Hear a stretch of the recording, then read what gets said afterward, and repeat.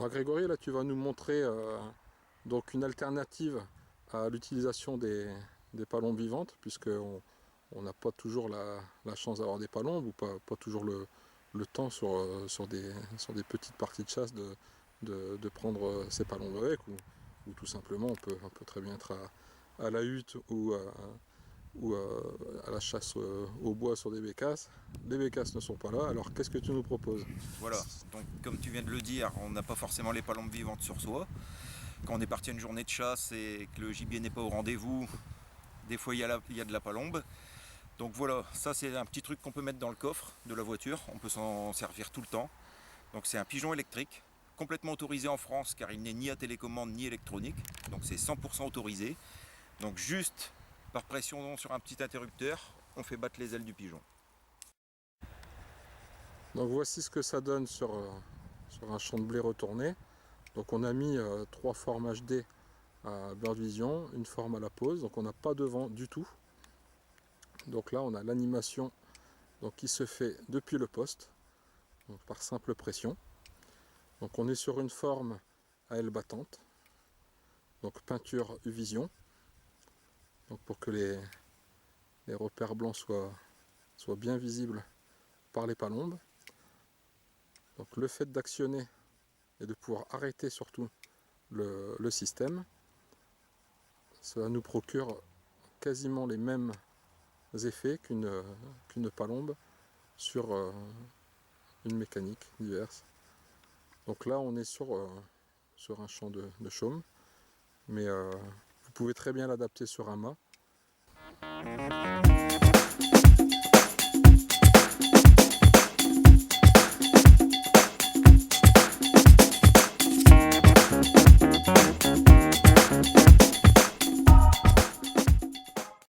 On a le visuel sur 20 mètres, hein, puisqu'il y a 20 mètres de câble.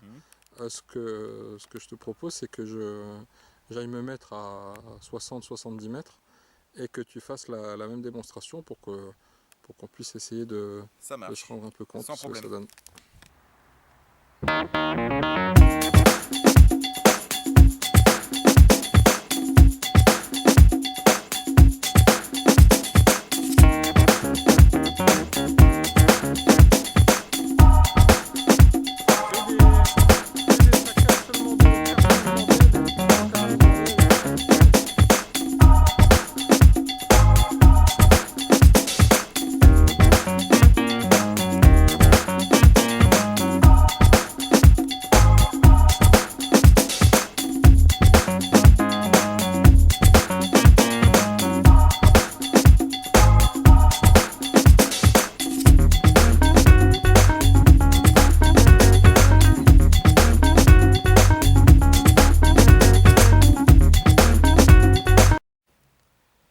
Donc voilà, je vais vous présenter un peu plus en détail la forme chasse-import.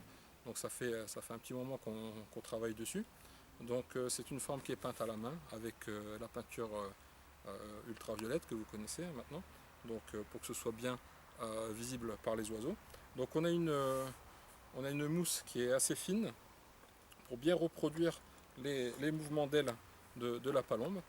Donc ici avec le moteur qui sera commandé depuis le poste. Je dis bien commandé et pas télécommandé, puisque comme vous le savez, les formes télécommandées sont interdites. Là, on a un câble et un bouton marche-arrêt.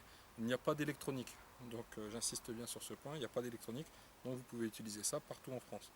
Donc le pied est adaptable sur des mâts, donc vous pouvez mettre ça jusqu'à 6 mètres, 8 mètres de haut sans souci. On peut également l'adapter sur les ascenseurs pour ceux qui ont des mécaniques qui sont installées à l'année. Donc ça va vous rendre bien des services. Parce que si vous avez une heure ou deux de chasse, donc en pouvant actionner ici la palombe, vous avez vraiment les battements d'ailes qui sont le plus proche possible d'un oiseau vivant. Donc là, je pense qu'on est arrivé à un point où il sera vraiment très difficile de faire mieux au niveau réalisme des mouvements d'ailes, des battements d'ailes et du graphique pour imiter une palombe vivante. Donc ici, je vais vous montrer une forme que vous connaissez tous, hein, qui est déjà vendue depuis plusieurs années. Donc le moteur sera aussi disponible seul sur le site. hein, pour ceux qui ont déjà des batteries, qui ont un peu de câble chez eux ou qui veulent bricoler eux-mêmes le reste. Donc ici vous avez juste hop, un petit clips, hop, juste un petit clips et un œillet. Donc on vient mettre la partie, donc là avec une main c'est pas évident, mais hop, on vient mettre la partie ici, on vient clipser et donc on a les mouvements d'aile.